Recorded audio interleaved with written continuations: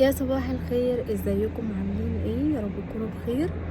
جايه النهارده كده وعايزه ادردش معاكم شويه. الفيديو يعني اغلبه هيبقى دردشه وكده.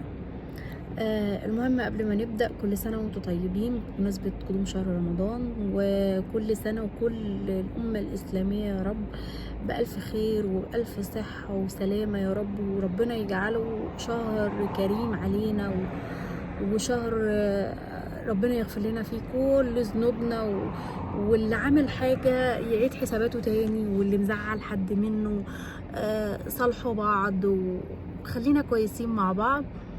خليها تكون بداية سنة جديدة حلوة علينا، وسنة ربنا يصلح حالنا يا رب جميعا. والناس اللي بتحقد على بعض بلاش بلاش، خليه يكون رمضان كويس معانا، على الأقل يكون مقبول منكم، صيام منكم، عبادة منكم، استغفار. ربنا يتقبل مننا يا رب ومنكم كلنا يا رب صالح الأعمال يا رب. والناس المتعمدة تأذي حد، راجعوا حساباتكم الأيام دي، عشان والله العظيم الدنيا مش مستاهلة حاجة. الدنيا لا مستاهلة ان احنا نأذي بعض، ولا ان احنا نضر بعض، ولا ان احنا نحقد على بعض او نغير من بعض.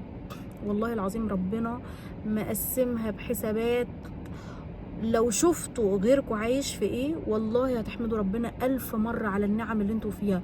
احنا يا جماعة في نعم كتير والله ما احنا حاسين بيها، ومش انتوا بس، وانا كمان انا بقول لكم اهو، احنا في نعم كتير الواحد ما بيحسش بيها بجد لما بعد الشر بتحصل له حاجة، لما بعد الشر بينأذي او بيحصل ابتلاء. تلاقي الواحد بيراجع حساباته، الواحد بيرجع لا ايه ده، ايه اللي انا فيه ده، تحسوا ان احنا بنفوق فعلا اللي احنا فيه.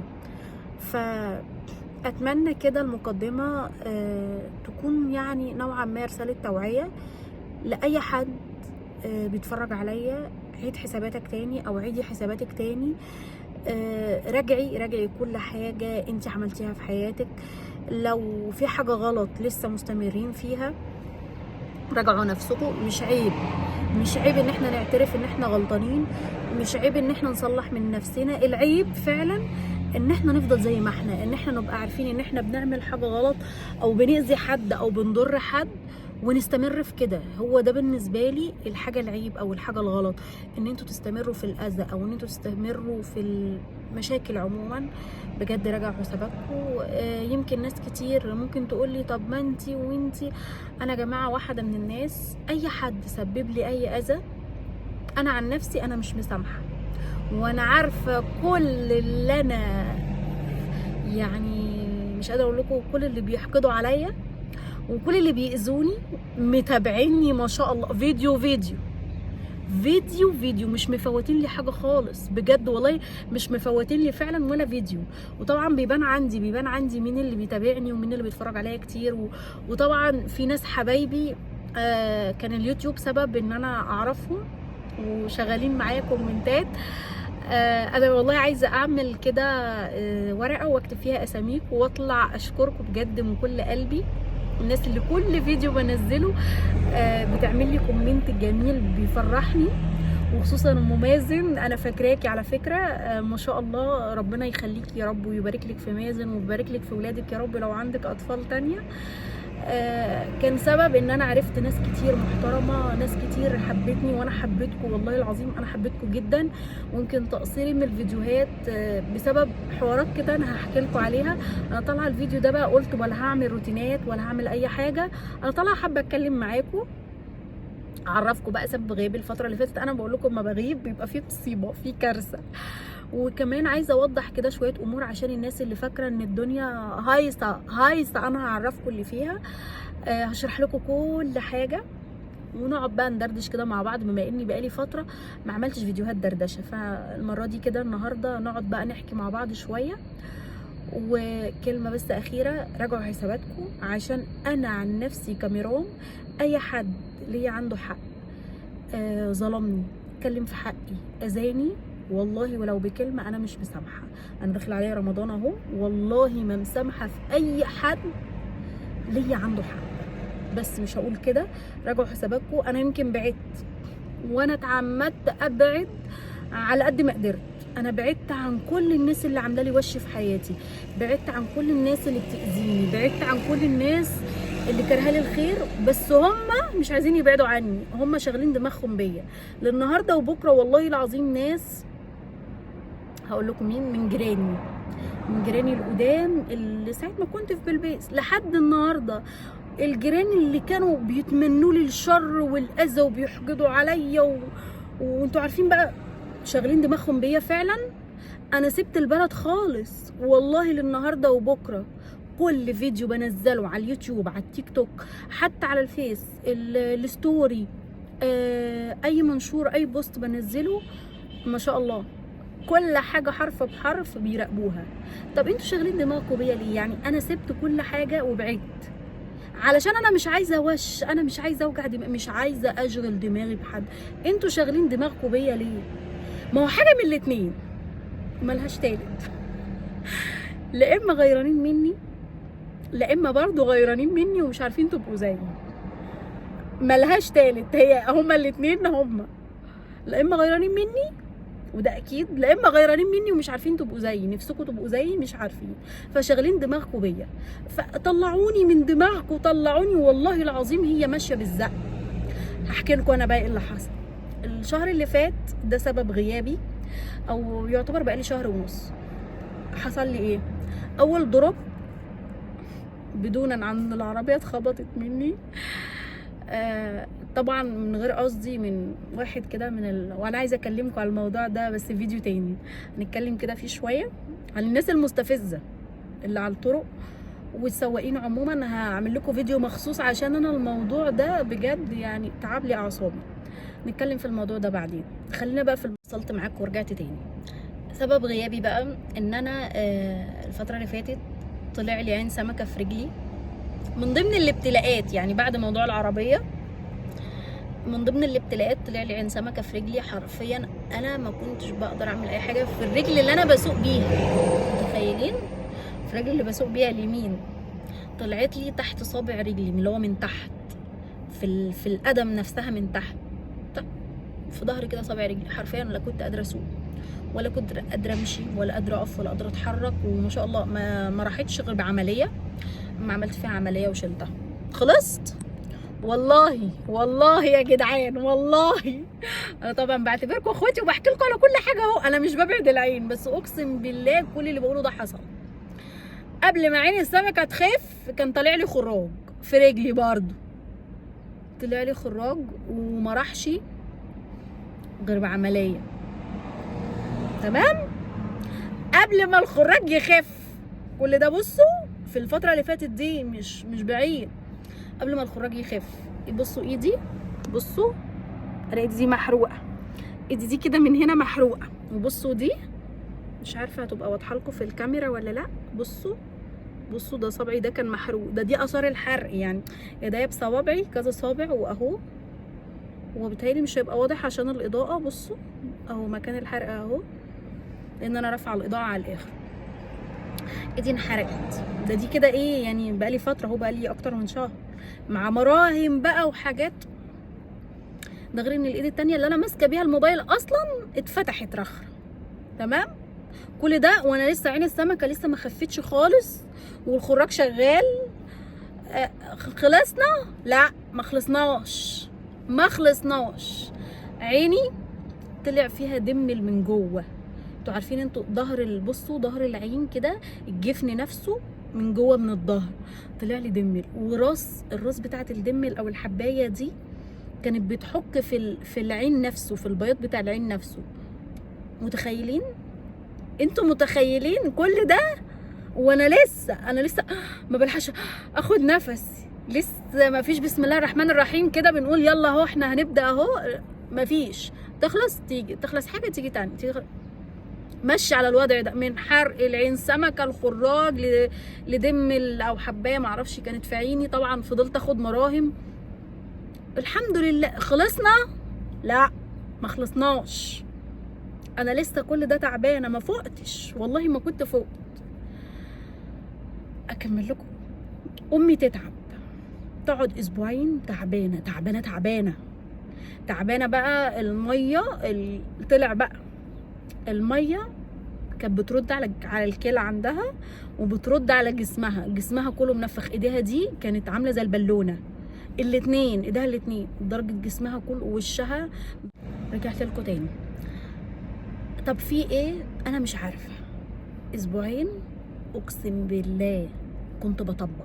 ممكن انام في كل كام يوم عشان حلفاني، ممكن انام مثلا كل يومين 3 ساعه اللي هو ايه، انا بريح بس عيني لان عيني كانت مولعه حرفيا، وعماله اشرب في قهوه عشان اطبق كذا يوم ورا بعض. ليه؟ امي ما بتنامش، عشان تنام لازم انيمها بفولتارين، بحقن فولتارين.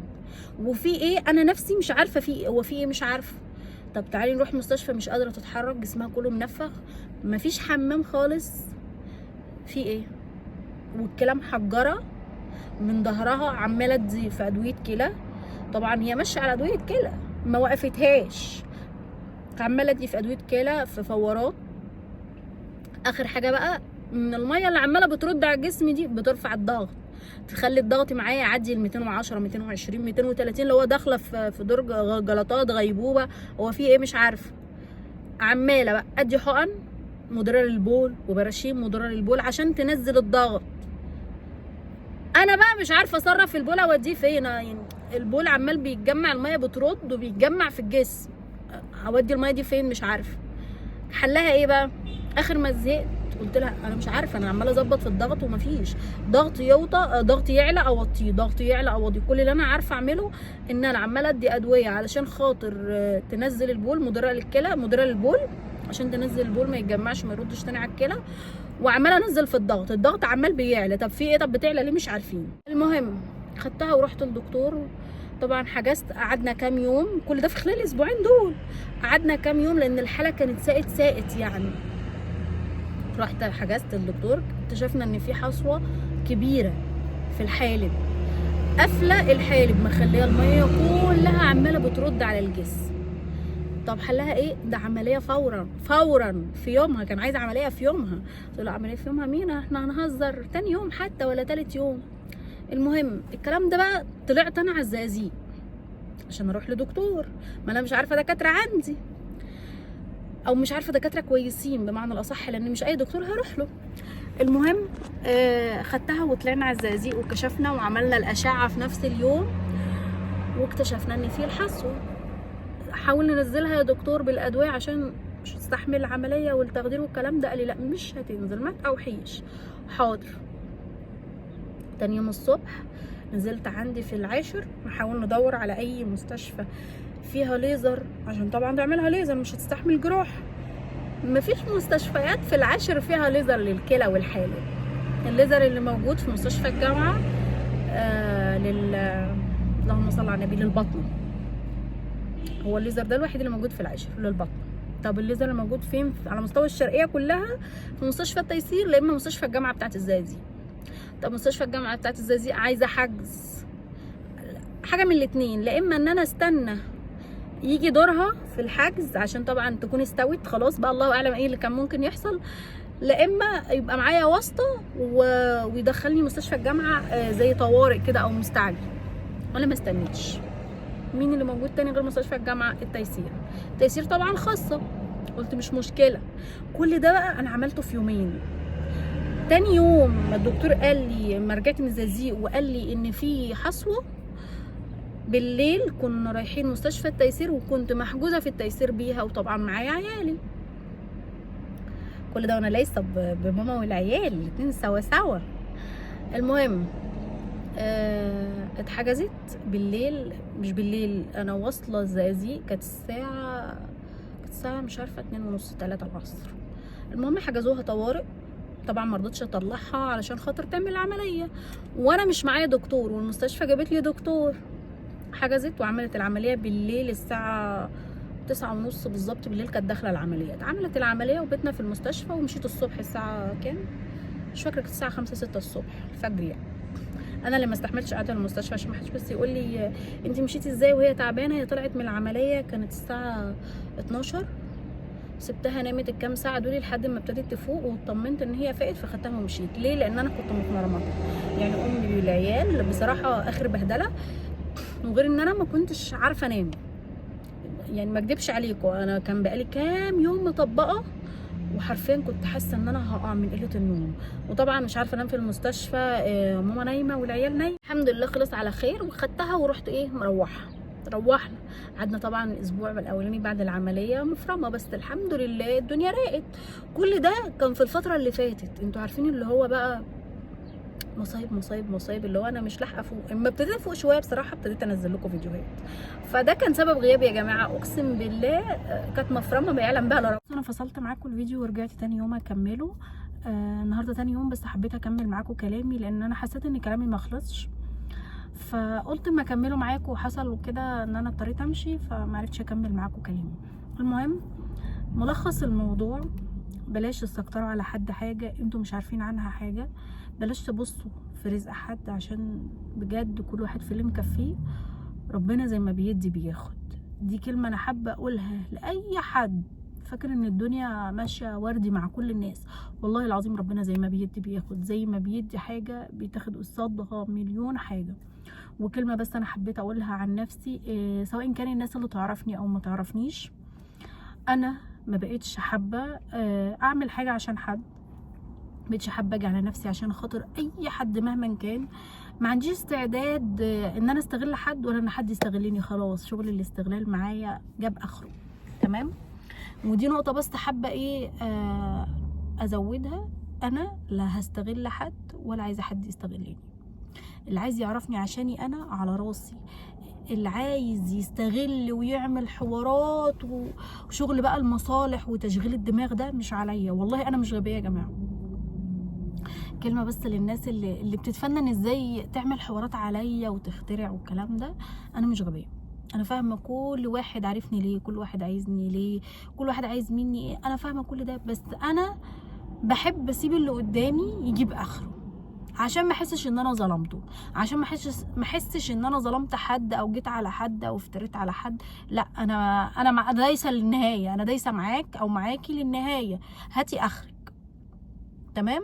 والناس اللي بتزعل مني على تقصيري، انتي ما بتساليش، انتي ما بتتكلميش معانا، انتي ما انتيش بتتكلمي ولا بتسالي، كل واحد في اللي مكفيه. الدنيا تلاهي، وفعلا الدنيا تلاهي.